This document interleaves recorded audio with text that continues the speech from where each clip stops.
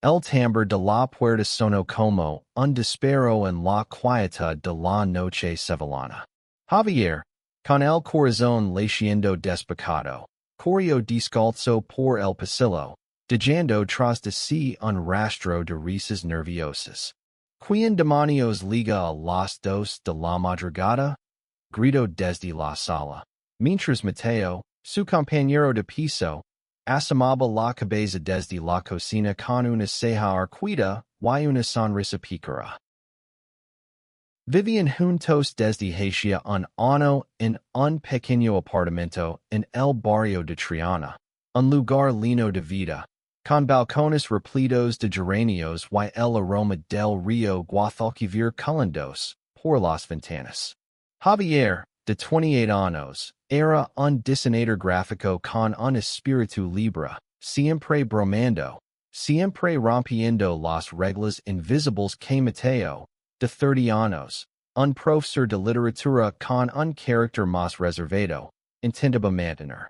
Pero esa noche, algo en el aire se sentía diferente, más denso, como es el juego al que ambos jugaban sin nombre estuviera a punto de cambiar. Javier abrió la puerta y se encontró con un repartidor sosteniendo una caja de pizza que nadie había pedido. Esto no es nuestro, dijo, confundido, pero Mateo ya estaba detrás de él, riendo. Vamos, Javi, no seas aburrido. Seguro que es una señal del universo para que nos quedemos despiertos. La forma en que Mateo lo miraba, con esos ojos oscuros que parecían esconder mil secretos, hizo que Javier sintiera un nudo en el estómago. No era la primera vez que notaba esa chispa, pero siempre la ignoraba, como si reconocerla pudiera romper algo frágil entre ellos. Esa noche, sentados en el suelo del salón, con la pizza misteriosa entre ellos y una botella de vino tinto a medio beber, Mateo propuso un juego. ¿Verdad o reto? Dijo, con una voz que era mitad desafío, mitad súplica. Javier, incapaz de resistirse a la diversión, aceptó sin pensarlo. Las primeras rondas fueron ligeras, confesiones sobre amores de adolescencia, retos tantos como bailar un flamenco improvisado. Pero a medida que el vino se agitaba, las preguntas de Mateo se volvían más afiladas, más personales. ¿Alguna vez has sentido algo que no te atreviste a decir? Preguntó, sosteniendo la mirada de Javier con una intensidad que lo desarmó. Javier se rió, nervioso, y cambió de tema, pero la pregunta quedó flotando en el aire. Esa noche, mientras se acostaba, no pudo evitar pensar en cómo la mano de Mateo había rozado la suya, al pesar la botella, un contacto breve pero eléctrico. ¿Era solo un juego? ¿O Mateo estaba intentando decir algo más? Al día siguiente, la vida en el apartamento continuó como siempre. Desayunos ruidosos, discusiones sobre quién había dejado platos sucios, y las bromas de Javier, que hacían sonreír a Mateo. Pero algo había cambiado. Javier empezó a notar pequeños detalles. Como Mateo se detenía un segundo más de lo necesario al mirarlo, como sus bromas ahora tenían un tono más íntimo, más peligroso. Una tarde, mientras trabajaba en un destino, Javier encontró una nota pegada en su portátil. Eres un desastre, pero me gusta tu chaos. Su corazón dio un vuelco. ¿Era una broma más? ¿O era una confesión disfrazada? El verano en Sevilla era abrasador, pero dentro del apartamento la tensión entre Javier y Mateo era aún más sofocante. Habían pasado semanas desde la noche de la pizza, y el juego de verdad o reto se había convertido en una especie de ritual no declarado. Cada noche, después de cenar, uno de los dos proponía algo, un reto absurdo, Una pregunta incomoda. Cualquier cosa que los mantuviera al borde de lo que no se atrevían a nombrar. Una noche, Mateo desafió a Javier a escribir una carta como si fueran amantes separados por la distancia. Javier, siempre dispuesto a seguir el juego, se encerró en su habitación y escribió algo que pretendía ser una broma, pero que terminó siendo demasiado honesto. Querido Mateo, comenzaba la carta. A veces pienso en cómo sería si no tuviéramos miedo de lo que sentimos. A veces, cuando te iris, quiero detener el tiempo. Cuando la leo en voz alta, la risa de Mateo fue nerviosa, sus mejillas tenían de rojo. Eres demasiado bueno en esto, Javi. Dijo, pero su voz temblaba. Esa misma semana, durante una salida al bar con amigos, Javier notó como Mateo evitaba mirarlo directamente. Había algo en su postura, en la forma en que llegaba con su vaso de cerveza, que delataba una lucha interna. Cuando volvieron al apartamento, borrachos y riendo, Mateo se acercó demasiado al cerrar la puerta detrás de ellos. Sus rostros quedaron a centímetros, y por un instante, Javier pensó que lo besaría. Pero Mateo se apartó, murmurando una disculpa. El juego continuó, pero ahora cada reto, cada pregunta, parecía empujarlos hacia un precipicio. Una noche, Mateo le pidió a Javier que le contara su mayor miedo. Perder a alguien importante por no ser valiente, respondió Javier, sin apartar la mirada. Mateo tragó saliva y desvió los ojos. ¿Y el tuyo? Preguntó Javier. Mateo dudó antes de responder. Que alguien me conozca de verdad y aún así no me quiera. Esa confesión los dejó en silencio. Javier quiso decir algo, pero las palabras se lo evitaron. En cambio, se levantó y puso música, un intento torpe de aligerar el ambiente. Pero mientras bailaban en el salón, con las luces tenues y el calor de la noche se veían colando por la ventana, sus cuerpos se acercaron más de lo habitual. Javier sintió el aliento de Mateo en su cuello, y por un momento, todo el juego, todas las bromas, parecieron desvanecerse. Pero entonces Mateo se alejó, riendo como si nada hubiera pasado, y Javier se quedó con el corazón en la garganta. Una tormenta azotó Sevilla una noche de agosto, y el apartamento quedó a oscuras.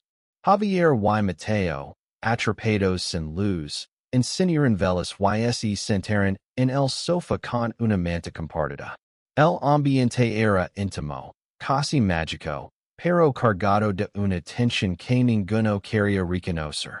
Mateo, con una copa de vino en la mano, propuso otro juego de verdad o reto. Esta vez, no había risas fáciles. Verdad, dijo Javier, desafiante. Mateo lo miró fijamente, sus ojos brillando bajo la luz de las velas. ¿Qué sientes por mí? Preguntó, su voz apenas un susurro. Javier sintió que el air se lo escapaba. Intentó reír, desviar la pregunta, pero la mirada de Mateo lo atrapó. No lo sé, mintió, pero su voz lo traicionó. Mateo no insistió, pero su silencio fue más elocuente que cualquier palabra. Cambiaron a retos, y Javier, en un impulso, le dijo a Mateo que lo abrazara como si fuera la última vez.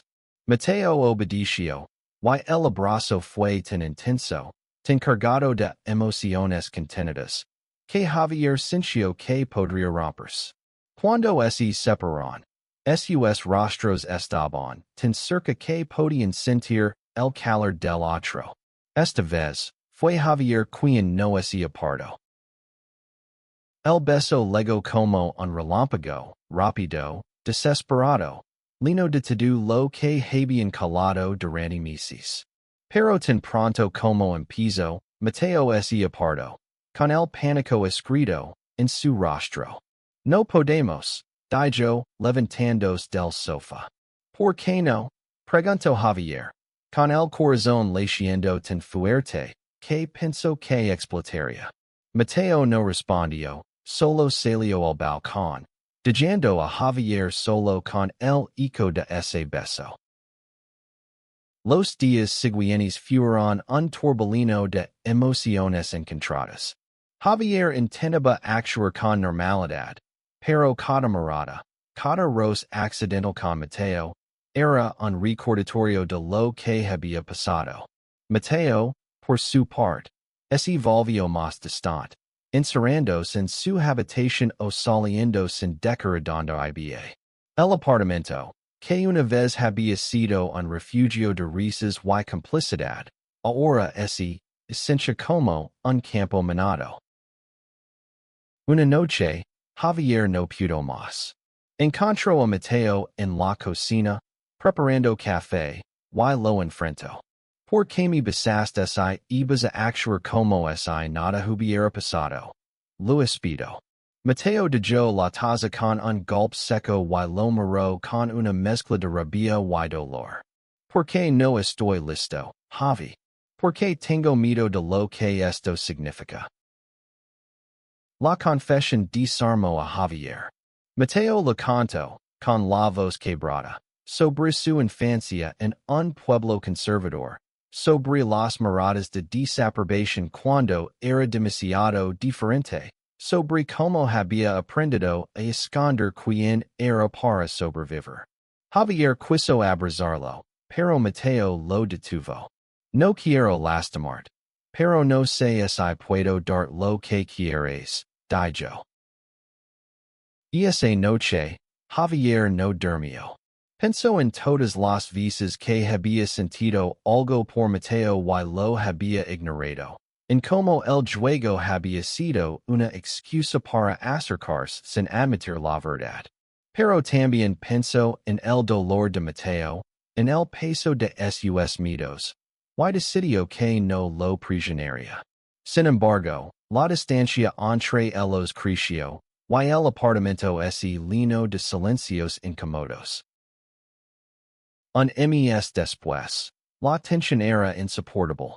Javier había intentado respetar el espacio de Mateo, pero cada día sin hablar de lo que había pasado era una herida abierta. Una noche, durante una fiesta en el apartamento organizada por amigos comunes, Javier vio a Mateo coqueteando con un desconocido. Los celos lo consumieron, y sin pensarlo, lo enfrentó en el balcón. ¿Esto es lo que quieres? Finger que no pasó nada y seguir llegando, le gritó. Mateo, con los ojos vidriosos, le respondió. No estoy llegando, Javi. Estoy tratando de protegerme. La discusión escaló, y las palabras que levaban meses guardadas salieron a borbotones.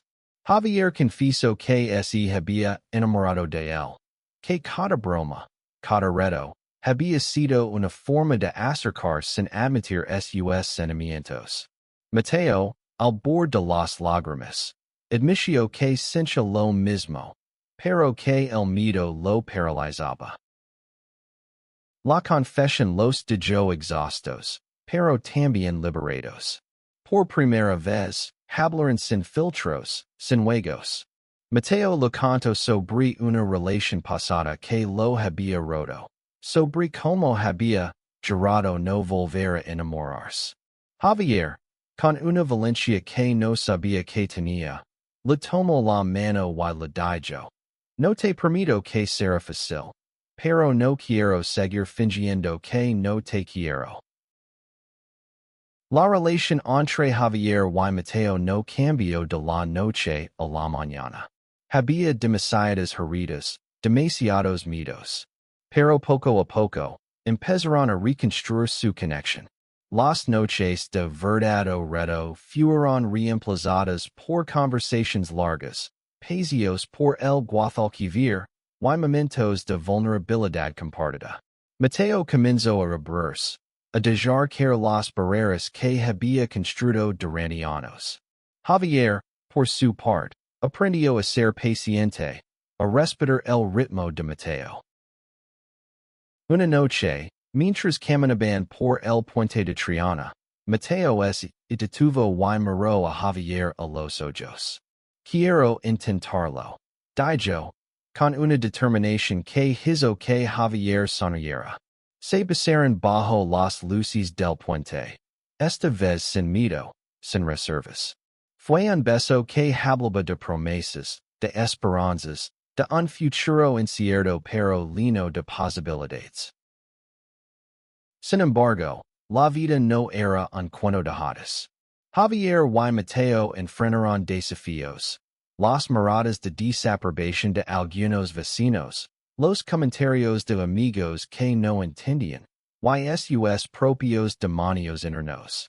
Pero cada obstáculo los hacía más fuertes, más decididos a construir algo juntos. Un año después, el apartamento en Triana seguía siendo su hogar, pero ahora era diferente.